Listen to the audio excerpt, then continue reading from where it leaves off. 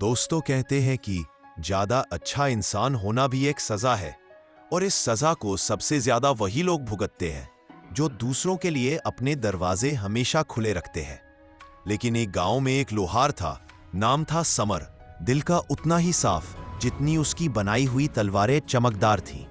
गांव का कोई भी आदमी संकट में पड़ जाए सबसे पहले समर के दरवाजे पर आता और समर अपना काम छोड़कर, अपना खाना छोड़कर, अपना आराम छोड़कर सबकी मदद कर देता। धीरे धीरे लोग उसका आभार मानना भी छोड़ चुके थे और एक दिन जब उसका सबसे करीबी दोस्त ही उसे धोखा देकर उसकी कमाई ले गया, समर टूट गया। एक रात वह अपनी भट्टी के पास बैठा था। आग की लपटें चमक रही थीं और उसका चेहरा रोशनी और अंधेरे के बीच कांप रहा था। उसी समय गांव का बूढ़ा संत वहां आया। उसने पूछा, क्या हुआ समर, आज आग बुझी बुझी सी क्यों लग रही है? समर बोला, महाराज मेरी भलमनसाहत का कोई मूल्य नहीं। मैं सबके लिए खड़ा रहा, पर जब मुझे कोई चाहिए था तो सबने मुंह फेर लिया। संत मुस्कुराया और बोला, मैं जानता हूं यह आग क्यों कमजोर है, क्योंकि तुमने अपने दिल को लोहे की तरह बनाया ही नहीं, सिर्फ हथियारों को बनाते रहे।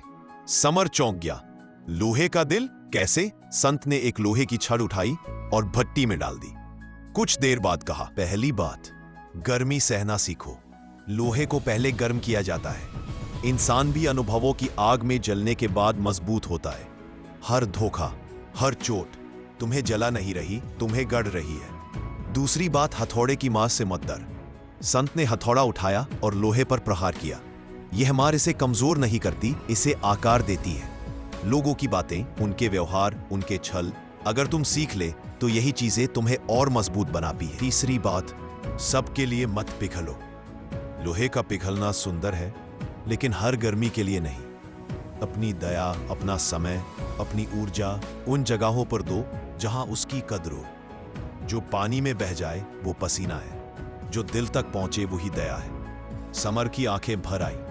पहली बार उसे समझ आया कि अच्छा होना गलत नहीं, लेकिन बिना सीमा वाला अच्छा होना हमेशा दर्द देता है।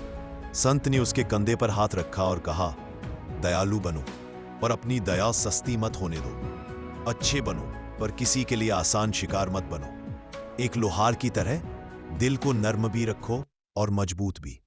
उस रात समर की भट्टी फिर से चमक उठी, पर इस बार सिर्फ उसकी तलवारें नहीं, उसका दिल भी लोहा